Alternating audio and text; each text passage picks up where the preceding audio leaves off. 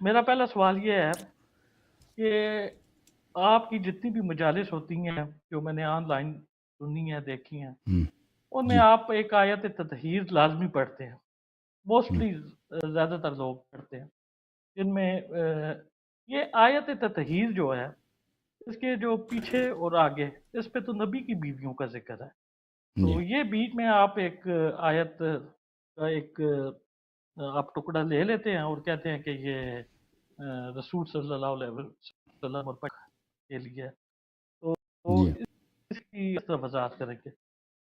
ٹھیک ہے بھائی، قرآن مجید میں ملاحظہ فرماؤ میرے عزیز میرے بھائی کہ اس طرح نہیں ہے کہ قرآن کی ترتیب نزول ہے، قرآن کی جی ترتیب جمع ہے، اور یہ کوئی شیعہ عقیدہ نہیں ہے کہ صرف شیعوں کا عقیدہ، یہ سب مسلمین کا عقیدہ ہے۔ قرآن اس ترتیب سے جمع نہیں ہوا جس ترتیب سے نازل ہوا ہے۔ اس کا مطلب کیا ہوا؟ اس کا مطلب یہ ہوا کہ ایک سورہ اگر مکی ہے اس میں مدنی آیات بھی ہو سکتے ہیں، ایک سورہ اگر مدنی ہے اس میں مکی آیات بھی ہو سکتے ہیں۔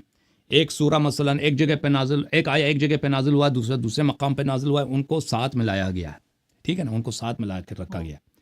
تو اگر اس کا نتیجہ کیا ہوا؟ اس کا نتیجہ یہ ہوا کہ ترتیب قرآن کریم ترتیب نزول نہیں ہے، کہ اگر ہم کہہ دیں کہ پہلے آیا بھی، اس سے پہلے بھی ازواج سے خطاب ہے، اس سے بعد بھی ازواج سے خطاب ہے، تو حتماً یہ بیچ کا ٹکڑا بھی ازواج سے خطاب ہوگا، یہ ضروری نہیں ہے۔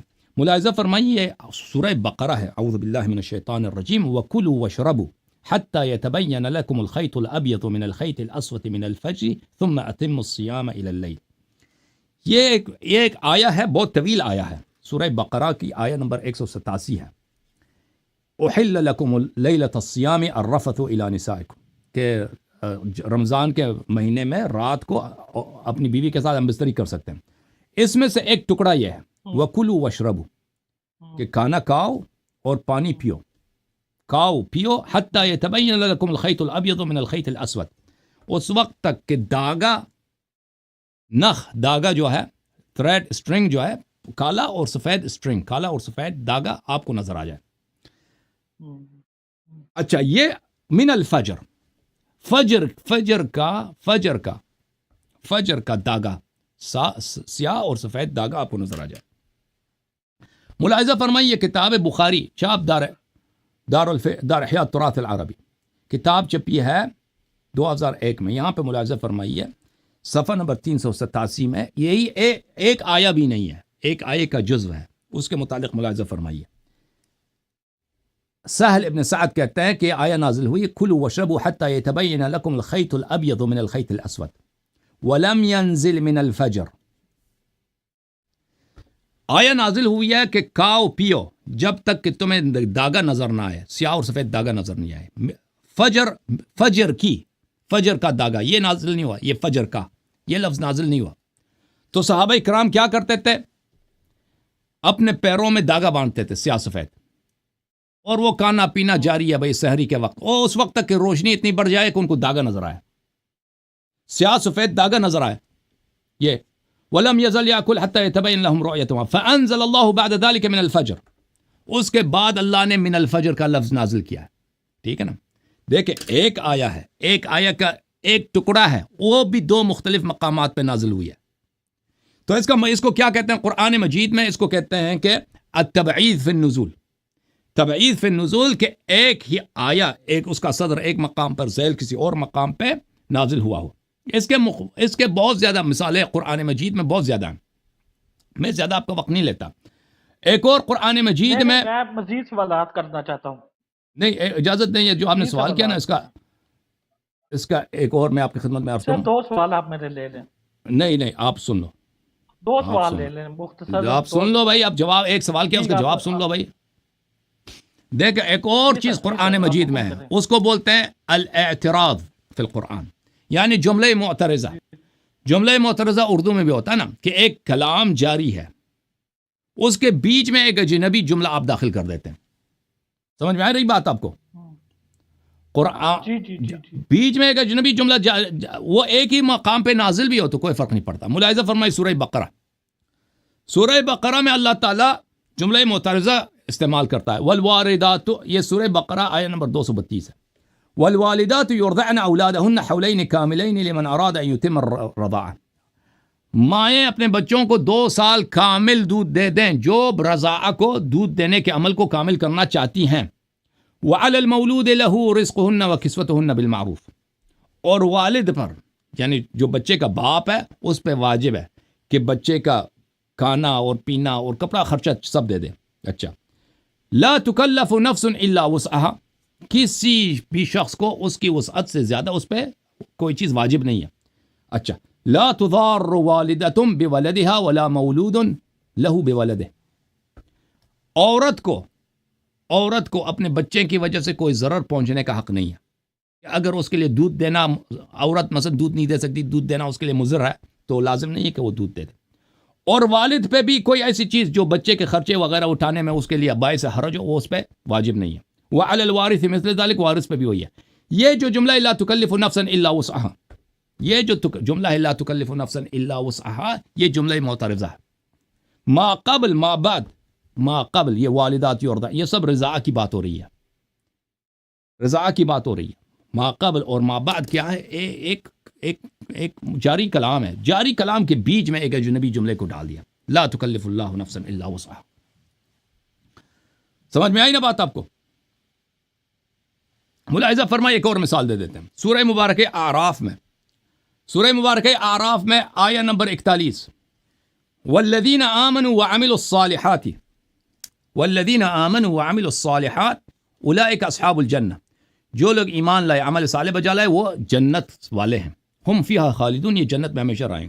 لا نکلف نفسا الا وسعها، بیچ میں ایک اجنبی جملہ، اجنبی بالکل. یعنی یہ کلام ما قبل والذین آمنوا وعملوا الصالحات یہ ما بعد کے ساتھ متصل ہے. یہ جو بیچ میں ہے نا، اس کو جملہ معترضہ کہتے ہیں. یہ بالکل اس سے اجنبی ہے.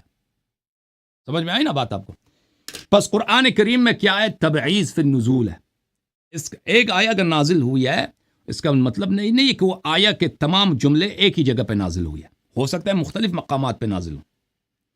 اور اس طرح بھی ہو سکتا ہے کہ ایک کلام جو جاری ہے آگے اور پیچھے والا وہ آپس میں متصل، بیچ میں ہو سکتا ہے کہ اس میں کیا ہو، اس میں ایک اجنبی کلام آ جائے. ٹھیک ہے نا؟ ایک اور میں قرآنی دلیل آپ کو دکھا دوں، قرآنی پرنسپل آپ کو دکھا دوں. وہ کہتا ہے العدول فی الخطاب، بولتے ہیں اس کو العدول فی الخطاب، کہ کسی سے خطاب ہو رہا ہے پھر اس سے پلٹ کر کسی اور سے خطاب کرتا ہے قرآن مجید، پھر واپس آ کے اس سے خطاب کر لیتا.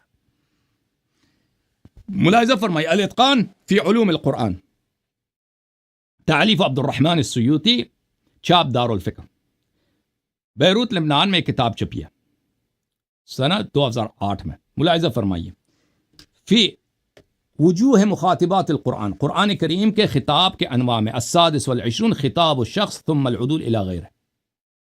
قرآن مجید میں خطاب کا انداز یہ ہے، خطاب کے مختلف انداز ہے. 26واں خطاب کے انواع میں سے بہت سارے، 40 سے زیادہ خطاب کے انواع. 26واں 26 وہ اس میں کیا ہے؟ خطاب الشخص، کہ ایک شخص سے خطاب ہوتا ہے پھر غیر کی طرف عدول کر جاتا ہے، غیر کی طرف خطاب عدول کر جاتا ہے. اچھا، اس کی مثال آپ کو دے دیں. سورہ مبارکہ فتح میں انا ارسلناک شاہدا ومبشرا ونذیرا لتؤمنوا باللہ وتعزروه وتوقروه وتصبحوه بکرة واصیلا. انا ارسلناک شاہدا ومبشرا ونذیرا، ہم نے آپ کو شاہد بنا کر، مبشر بنا کر، نذیر بنا کر بھیجا ہے. خطاب کس سے ہے؟ نبی صلی اللہ علیہ وسلم سے. لتؤمنوا، خطاب کس سے؟ مسلمانوں سے، انسانوں سے، تاکہ آپ لوگ ان پہ ایمان لائیں. یہ لتؤمنوا جار مجرور متعلق ارسلنا سے. ہم نے آپ کو شاہد مبشر نذیر بنا کر بھیجا تاکہ آپ لوگ اس پہ اللہ اور رسول پہ ایمان لائیں. ٹھیک ہے نا؟ خطاب کا صدر کس سے ہے؟ خطاب کا صدر آغاز نبی صلی اللہ علیہ وسلم سے. خطاب کا ذیل کس سے؟ بنی آدم سے، انسانوں سے، جن و انس سے. اچھا، اس کے مثال اور بھی بہت ہیں قرآن مجید میں. تو اب آتے ہیں آیہ تطہیر کی طرف. آیہ تطہیر میرے محترم ناظرین اہل بیت طاہرین علیہ السلام کی شان میں نازل ہوئی ہے، اور اس کے دلائل ہمارے پاس بہت زیادہ ہیں.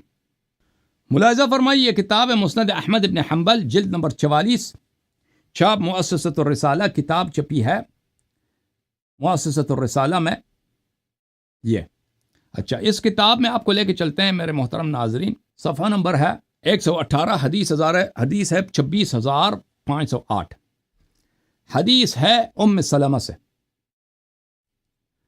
تذکر ان النبی صلی اللہ علیہ وآلہ وسلم کان فی بیتہا نبی صلی اللہ علیہ وسلم ان کے گھر میں تھے فأتته فاطمہ ببرمۃ فیہا خریزۃ فدخل بها علیہا حضرت زہرا سلام اللہ علیہ تشریف لائی ہیں ان کے ہاتھ میں ایک برتن ہے برتن میں خریزہ کا کانا ہے خریزہ کا کانا کس کو خزیرہ کا کانا ہے خزیرہ کس کو کہتے ہیں گوشت آٹے کو ملا کے سوپ جیسا کوئی کانا بناتے تھے اس زمانے جب وہ تشریف لائیں تو رسول پاک صلی اللہ علیہ وسلم نے فرمایا اپنے شوہر کو بلاؤ اور اپنے دونوں بیٹوں کو بلا قال ام سلمہ کہتے ہیں فجاء علی والحسن والحسین والحسن فدخلوا علیہ فجلسوا تو امام حسن علیہ السلام آئے امام حسین علیہ السلام آئے امیر المؤمنین علیہ السلام آئے سب فرش پہ بیٹھے اور کھانا کھانے لگے رسول پاک صلی اللہ علیہ وسلم سونے کا جو فرش ہوتا ہے اس پہ بیٹھے تھے اور ان کے نیچے ایک خیبر سے آیا ہوا ایک کملی تھی اور میں دوسرے کمرے میں نماز پڑھ رہی ہوں فانزل اللہ عز وجل اللہ نے اس وقت آیا نازل کیا انما یرید اللہ لیذهب عنکم الرجس اہل البیت ویطہرکم تطہیرا